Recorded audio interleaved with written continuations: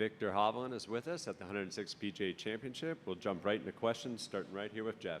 Victor, second year in a row, you'll go on Sunday with a great chance to win. What do you think you could pull out of last year you can apply tomorrow?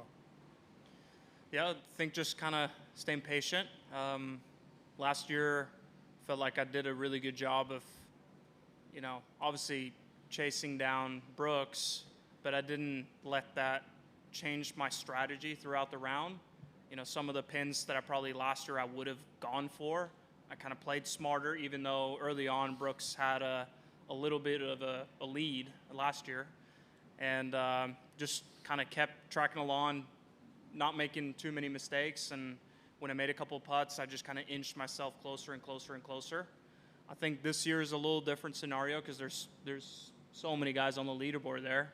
So you kind of have to get something going early, or you have to make some birdies out there to shoot a low one and separate yourself if the conditions are going to be closer to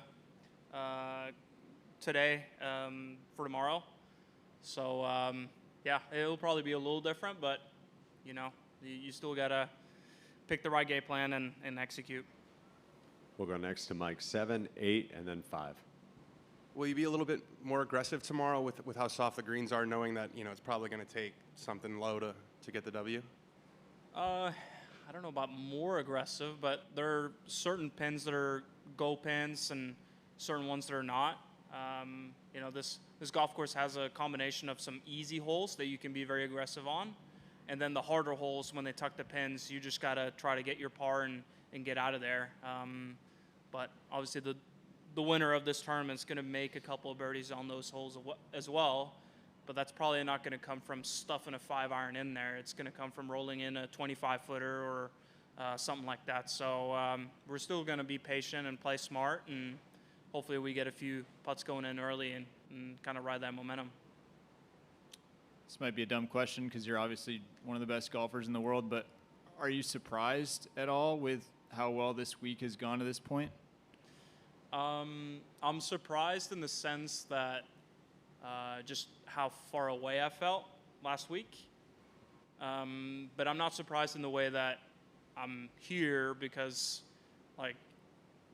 I never doubted my abilities. It was just kind of my machinery was not working very well. But as soon as I get the machine kind of somewhere on track, I can play. There's nothing wrong with me mentally or never doubted I couldn't play golf anymore. It's just the technique was not good enough to compete. But now we're moving in the right direction. So, I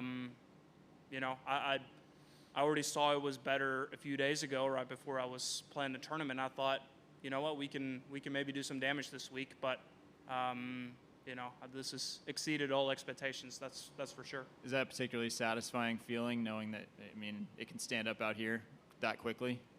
Yeah, that's pretty cool. Because when I went to see Joe earlier in the week, we had dinner, and I said, "You don't look very concerned," and he had kind of pinpointed a feel that as soon as I kind of kept working on that, it just got better immediately. And I thought this was potentially going to be a little bit of a project and maybe take 6-8 weeks before I would see kind of immediate improvement. So, yeah, that was kind of best case scenario right there. Hey, Victor. How you doing? Congrats on a very impressive performance. How important is it to be right in the mix, right in the thick of things going into the final round of a major? And I'm wondering, what would the potential of a first career major mean to you, your family and friends back home as well? Yeah, it's just exciting. Obviously, this is one of the big four that we try to win. It's cool history, cool trophy. Everything about it is super special. It's a great field, and you just want to be a part of having a name on that trophy. But my life's going to be pretty good if I don't win tomorrow, and I'm going to have a few more chances after this as well. All I'm going to do is just show up, do the best I can, and we'll see how it goes. Up to Jim on 12. Victor, earlier in the week, Justin Thomas talked about how this tournament and this course in particular produce bunch leaderboards.